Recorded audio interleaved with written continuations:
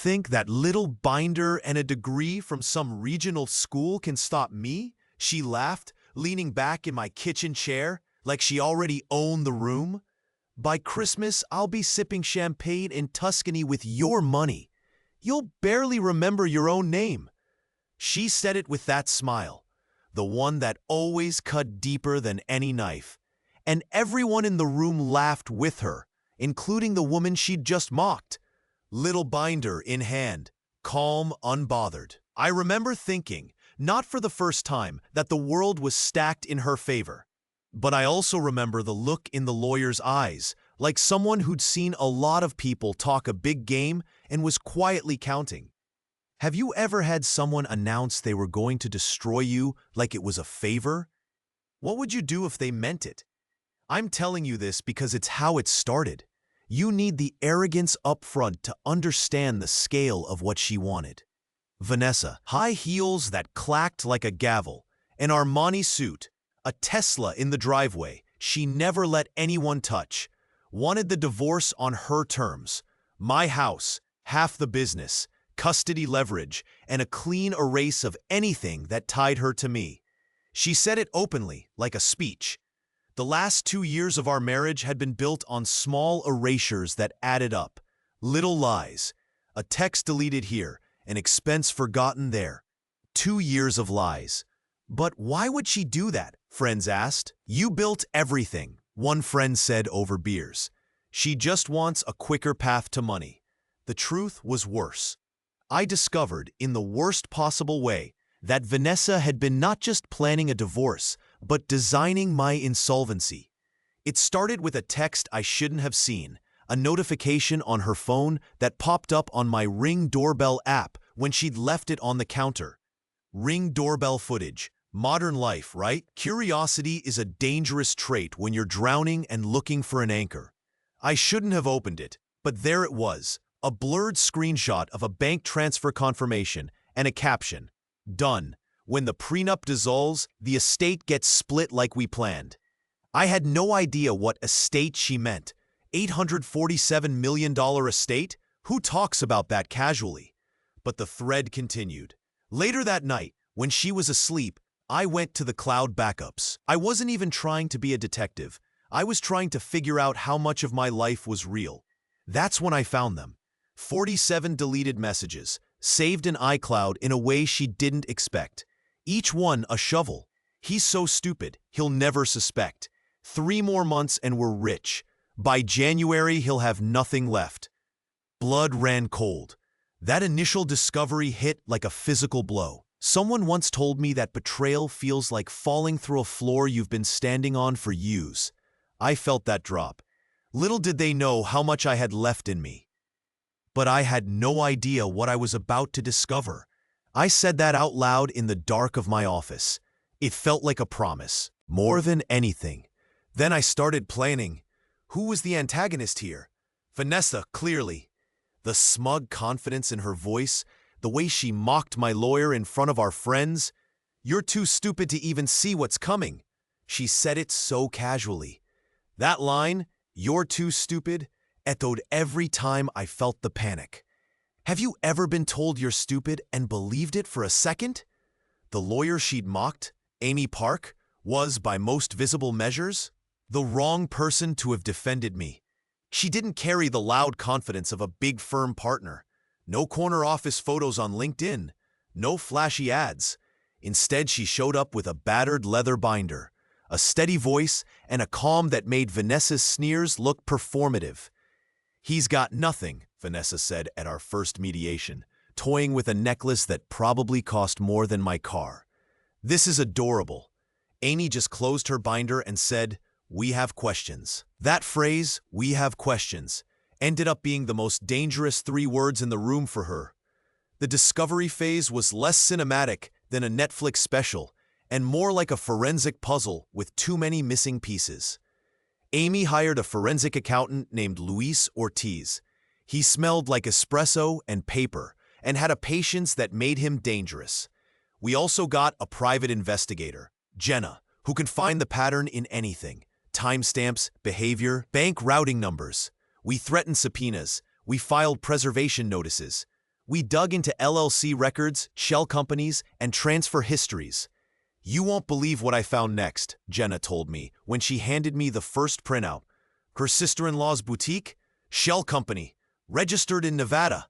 Transfers to offshore accounts I can't even reconcile on the face of it. "How much?" I asked. "Right now? 2.3 million in the last 9 months we can prove. But there's more. There's a brokerage transfer that was rerouted into something called Harbor Legacy, an LLC in Delaware, tied to a trust she's never disclosed. We need a subpoena." "And the 847 million estate?" I asked. "Is that real?" Luis didn't smile. "Real, but complicated," he said. "Not her family directly, but people she's aligned with. The kind of estate where money moves legally. Gifts, trusts. She was counting on marital estate classification to get in. It felt like chess being played on a 3D board. But every time we got a lead, Vanessa moved quicker. Where we subpoenaed, she transferred. When we thought we'd frozen an account, she'd redirected funds to a corporation that had been set up 3 days earlier. The first time we tried to get an emergency freeze, the judge's clerk told us there wasn't enough jurisdictional evidence. For a moment, it looked like everything might slip through our fingers. "She has a point," my brother said once. "You don't want to spend your life on this. Just give her the house." But I wasn't ready to be gutted in my own home or on paper. Not after finding those 47 messages and seeing how methodical she was. Anger becomes a planning tool if you let it. When Amy first walked into our house to discuss the situation, Vanessa smirked. "You must be new to family law," Vanessa said, with the same condescension she'd used on the mediation table. Amy looked at her and said, "I am not new. I'm just the one who reads." Amy's reading turned out to be everything. She pulled together an airtight sequence of discovery requests and used modern technology to push past obstacles. We got a third-party subpoena to the cloud provider, recovered deleted messages, matched GPS coordinates from car service apps to prove she wasn't where she claimed to be on certain nights, obtained Ring doorbell footage that contradicted a sworn statement. There were times when the tech vendor said, "We can't recover that," and Amy would find another route. There were the 3 times I thought we had failed, when an account was emptied overnight, when a key witness tried to disappear, and when a judge initially denied our temporary restraining order. But each time, Amy had a plan B and a plan C. "She's either incredibly lucky or very well advised," Vanessa said once, voice dripping. "She's also very patient," Amy replied. "That's not the same thing." Have you ever had someone underestimate another person and then have their entire world crumble because of it? We filed for temporary orders to freeze assets the day after we had the 47 messages. The first hearing was a circus. Vanessa walked in wearing $10,000 of jewelry and a smile like a blade. She mocked my lawyer again in front of the court. "He's hired a boutique counsel," she said loud enough for the gallery to hear. "What is she, a paralegal? This is adorable." "Miss Reynolds," Amy said calmly, standing to object. "With respect, these are serious allegations." Vanessa laughed. "Allegations we can afford to pay off." The judge, a woman named Eleanor Chase, listened like someone who'd seen this play before. The courtroom is a theater, but it's also math. Evidence multiplies, and the truth has weight. At one point, the judge asked for a recess to review documents. We stepped outside, and Amy looked at me. "This is going to get ugly," she said. "If she continues to mock and obfuscate, we will subpoena third parties. She can't spin forever." Then the courtroom did something cinematic, but in a very quiet, human way. We were 3/4 through our first cross-examination when Vanessa, in a rare lapse, said to Amy in front of the judge, "You're too stupid to even see what's coming." It should have been a throwaway line. Instead, it detonated. Amy paused. She put down her pen. "Your Honor," she said softly, "I moved to Seattle to do this kind of work. I graduated Stanford Law in 2012, clerked for a federal judge, and then I spent years in matrimonial practice handling exactly the sorts of asset concealment schemes Miss Reynolds is now accused of." Vanessa's smile faltered. "So? Amy then did something she hadn't done before. She walked to the bench, leaned in, and addressed the judge directly. "Eleanor, I'm going to ask you a question in open court." Silence that felt like a held breath. The judge looked at her, puzzled. "Miss Park?" Amy didn't mince words. "Do you remember the summer of '95? The cottage on Mercer Island where you left your red leather journal?" Both Vanessa and I looked at each other. I knew that journal. That was a personal detail no one should have known. The judge's face changed. A flush I recognized when someone says your childhood nickname in a crowded room. "Yes," the judge said slowly. Amy folded her binder closed. "For the record, my mother kept that journal for years. She lent it to me after your decision in '08, when I was a clerk and couldn't sleep knowing what justice looked like. Eleanor, would you like to join us at sidebar?" When the judge stood, there was a quiet that only happens when everyone knows the rules have changed. The judge excused the gallery and called a grudging sidebar. People whisper. Lawyers breathe faster. "Your Honor," Amy said as we closed the doors, "I'm not asking for special treatment. I'm asking for transparency. I'm Margaret Park. I graduated from Stanford. I'm also your daughter." That's the moment I still can't fully explain. The way Vanessa's face went from smug to stunned in 2 heartbeats. She laughed at Amy 2 nights ago, and now the court had to reassess every assumption. "Margaret," the judge said, her voice like an unlatched gate. "When did—" "You asked me not to use it," Amy said. "When I came back to Seattle, you asked me to make my own name, which I promised. I promised to never leverage family. But I can't sit here when a woman openly mocks what she plans to do and uses fabricated documents and hidden accounts to take everything from my client." A pause. "Are you telling me you hid this?" Amy looked directly at the judge. "I used a different professional name. I didn't disclose family ties because I was protecting the integrity of my practice and your impartiality. I will step back if you think there's a conflict, but I won't let evidence be ignored because of posturing." For a second, I thought the moment would end with recusal and a messy ethics fight. It didn't. The judge folded her hands and looked at Vanessa like someone finally seeing an animal in the headlights. "With respect," Judge Chase said, "the court's interest is in truth. The appearance of impropriety is troubling, but so is the idea that a wealthy spouse can use deception to erase another's life. Bring me the evidence." The judge recused? No, she didn't. Instead, she did something unexpected. She announced that she would allow Amy to continue, but asked for full disclosure that the courtroom might need a different judge if any actual conflict was discovered. That nuance changed the dynamic. Vanessa had expected a smirking recusal or a show of power. Instead, the person she'd mocked, Stanford Law. Graduate, practiced clerk, and yes, the judge's daughter, had made her doubt. That was a psychological victory, Louise said later, over a coffee that tasted like soot and victory. She couldn't handle being called out. She broke a rule, Jenna added. Taunting the lawyer in court is unwise when you don't know what they keep quiet. What happened next was evidence, surgical and cold. We laid out a map, the 47 deleted messages recovered from iCloud, the Ring doorbell footage that placed Vanessa at a house she had sworn she never visited, GPS pings that contradicted her statements, and bank transfers that matched shell corporate names. Vanessa tried to move out the assets overnight. She tried to get a friend at a bank to release a transfer under emergency. We had a 48-hour window where it looked like all our work might be washed away by speed and liquidity. I remember thinking in those hours, this is it. This is where everything collapses. But then Amy pulled a move that should have been illegal and instead was perfectly legitimate.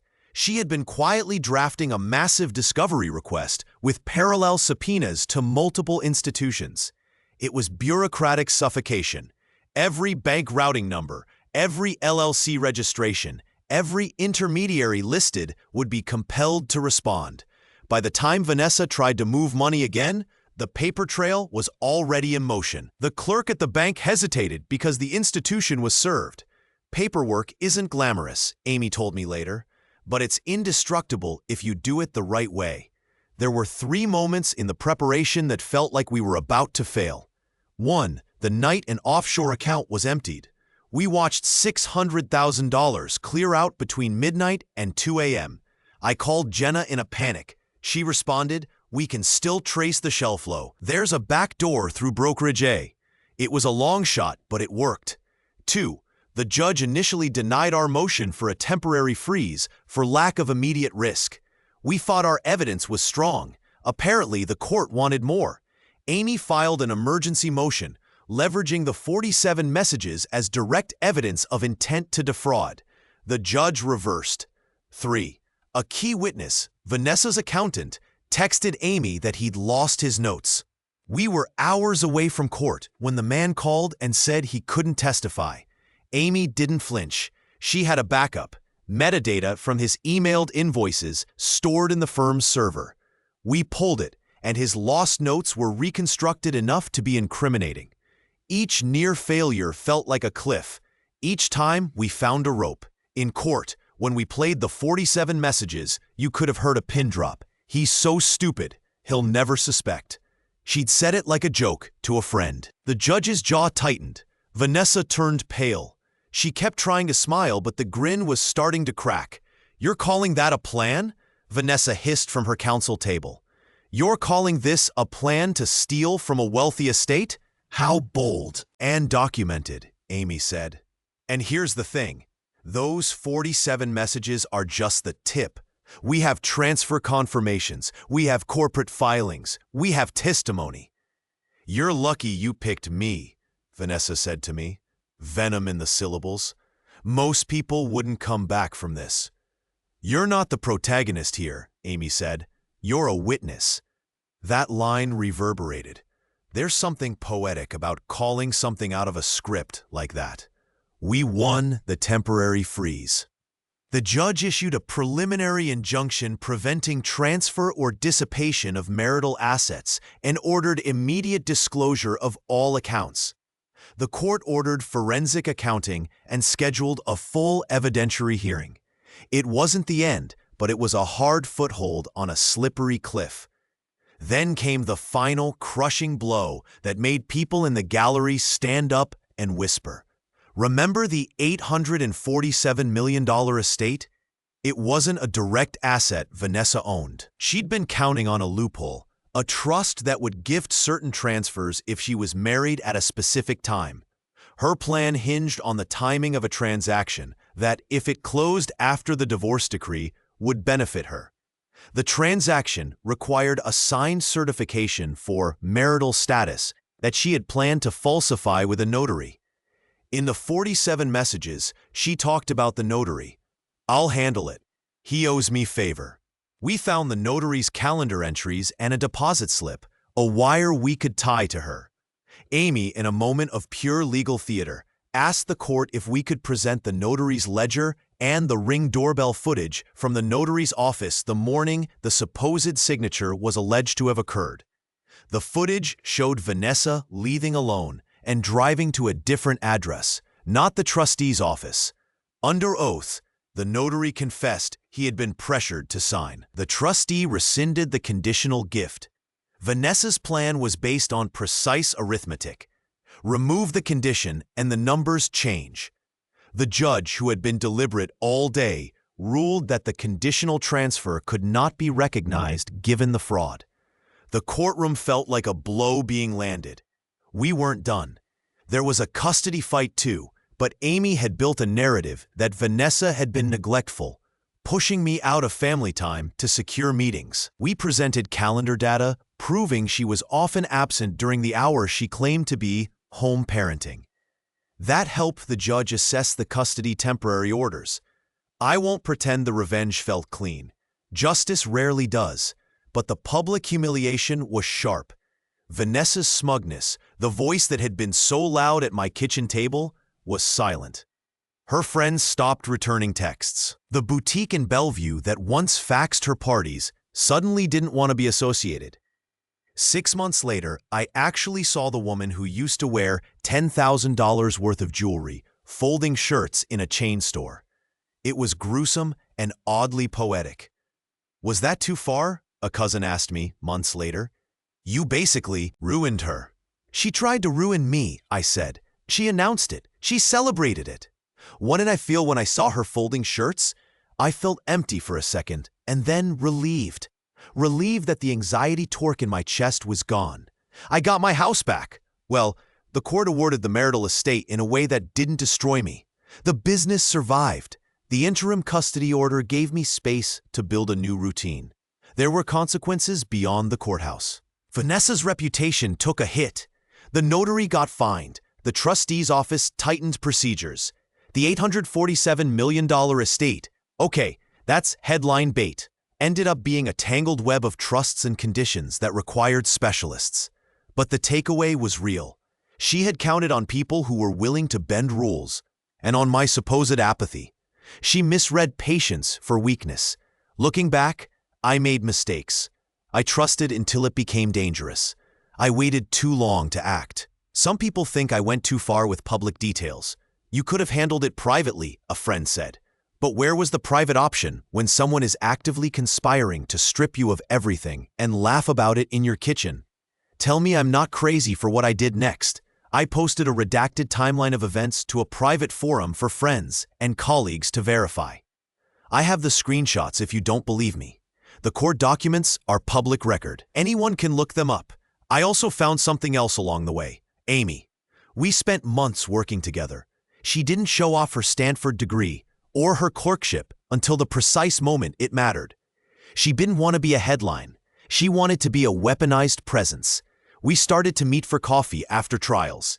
She laughed at my bad jokes, and she once told me, "A man who can be brought low and still find the discipline to rebuild is someone I'd trust."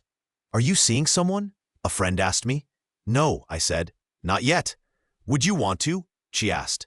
I hesitated. Could I let someone in again? The answer was complicated, like most things in the wake of trauma and victory. Was it justice? I think so. The court didn't give me a movie ending.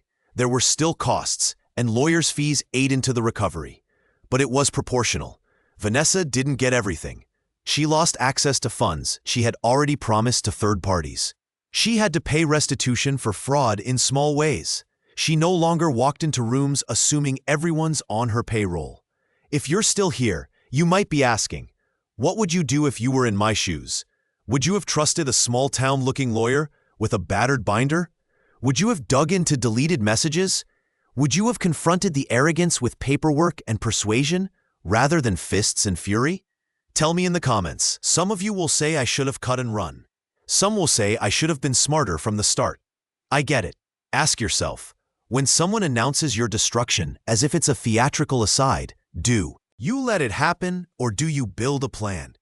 There are lessons I learned. 1. Never underestimate the quiet person. 2. Paperwork is power. 3. Modern life leaves traces, ring footage, cloud backups, GPS pings, and those traces can be, if you know how to read them, the difference between being walked over and being vindicated. Do you regret it? People ask me sometimes. I think about sitting in that courtroom when the 47 messages played and the judge's face changed. I think about Amy leaning over a binder and saying my name like she believed in me. I think about the hours of meetings with Luis and Jenna, tracing spaghetti money to a single feed.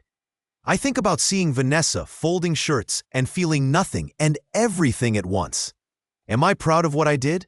Not proud. That's a strange word. Relieved? Yes. Satisfied? Sometimes. Guilty? Only occasionally. If you were in my shoes, what would you have done? Drop your answer in the comments. Was I wrong to expose everything publicly? Was I right to fight in court? Some people think I went too far. What do you think? If you want to hear more stories of justice served, stories with quiet lawyers who pack a punch, with ring footage that tells the truth, with 47 message threads that match intent, subscribe and hit that bell. I've got dozens more like this one, and every single one will make you rethink who you trust and what the word revenge even means when it's about survival. One last thing. Don't let anyone tell you arrogance is harmless. The real danger is the person who laughs while they plan your ruin. And if they do, make sure you have someone with a battered binder who knows how to read the receipts.